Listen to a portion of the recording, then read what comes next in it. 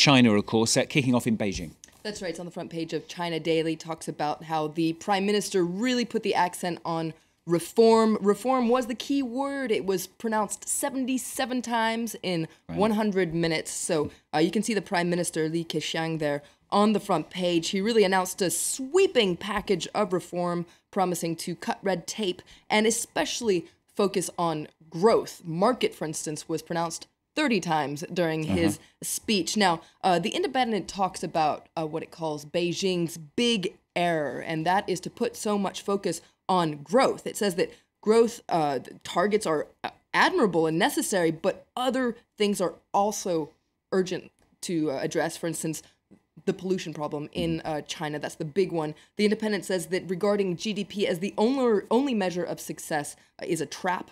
Quality and sustainability matter just as much as quantity. Bigger isn't always better. So one reform, using that word once again, getting a lot of attention, the decision to increase China's military budget. That's right. It'll increase by 12.2% this year. Now, The Independent, staying with that paper, calls it the Great Military Leap Forward, but The Independent is rather concerned by what it calls China's aggressive foreign policy. Now, let's come back to China Daily and take a look at its editorial, because it's critical, actually, of the West expressing concerns about this military spending. It says it's like calling wolf. To quote the article, it says, even our belligerent neighbor Japan expressed concerns and wants more transparency. Now, China Daily says these concerns are unnecessary. All this extra money is going to be used to modernize and upgrade China's military. And to quote the article, it says, the increase is both imperative and legitimate because China now has broader interests to defend.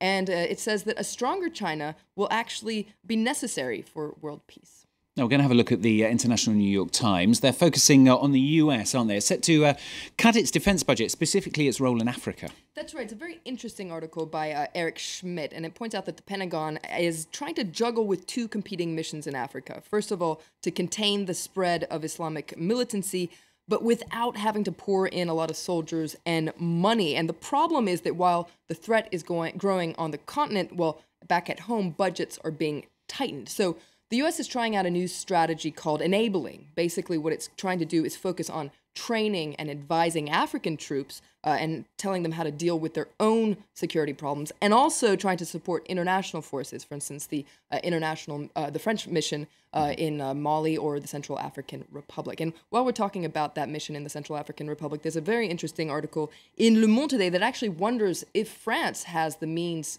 that it needs to intervene in an effective way. And this is pretty rare because the Le Monde actually has reports about criticism that's coming from within high-ranking officers in the French military. They're critical about the way this military operation is being carried out. They're outraged, for instance, about what they call the government's denial about the reality on the ground. Let's have a look at Ukraine now. Obviously, the newspaper's still full of that crisis as well. That's right. Let's start with the diplomatic front. I pulled out a cartoon in the International New York Times. After the Oscars selfie, here comes the G8 selfie. And you can see a scary-looking Russian bear photobombing that selfie. And now, The Independent has a very interesting article by Mary Dejevsky. She's a Russian specialist about the media coverage. And she says she's contributed to both Western and Russian programs over the last few weeks. And she says there's a huge disparity between the versions of the events that are being presented by U.S. broadcasters, for instance, and Russian broadcasters. As you can see in that quote there, one person's savior is another person's conqueror. She says this is not due to bad reporting. It's just due to very different assumptions about the state of affairs on the ground. And this is a very dangerous thing, she says. Now, one thing we've also seen is some journalists working for Russian networks quitting their jobs or criticizing the Kremlin. For instance, if we take a look at this article in the Daily Beast, they interviewed this woman, Liz Wall. She quit on air. She was a journalist from Russia Today. This came after her colleague, Abby Martin, also criticized the Kremlin on air. Now, this is an exclusive interview with the Daily Beast. She says that she was sickened by the way Russia Today was not only covering the Ukraine crisis, but actually the entire world. Now, finally, staying with the Daily Beast, some good news for fans of the Pope. That's right. The Pope is getting a fanzine. Okay. It's going to be called, it was launched yesterday. It's called Il Mio Papa, so My Pope.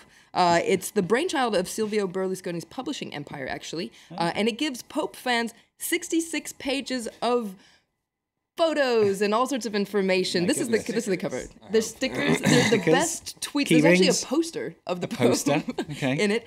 Basically, it has also a guide for the best place to spot the Pope. So if you're a fan of the Pope, be sure to pick up a copy. It's only 50 cents. Okay. Pope Watch. Pope Watch. Yeah. Papal recipes in there? Papal star signs? Maybe you should write him a little letter. See if he Just can- coming up with some suggestions for them. Flo, thanks a lot. Flo and Stephen here on France 24. Coming up, of course, right after the break, we'll have the very latest from Ukraine. We'll be hearing, in fact, from our chief foreign editor, Rob Parsons. I spoke to him earlier. You'll be able to hear exactly what he had to say again after the break. And also in focus, is there any more freedom of expression in Egypt? It is the question amongst many as that trial continues, of course, of 3 journalists from Al Jazeera accused of supporting a terrorist group there, namely the Muslim Brotherhood, in the next half hour.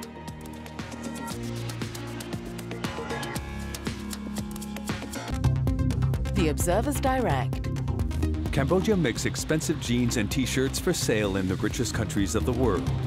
But its textile workers have to subsist on pitiful wages. There are signs they've had enough. We joined our observer, Moses, in the Cambodian capital, Phnom Penh, where the textile workers are threatening revolt. The Observer's Direct. En France 24 and France24.com.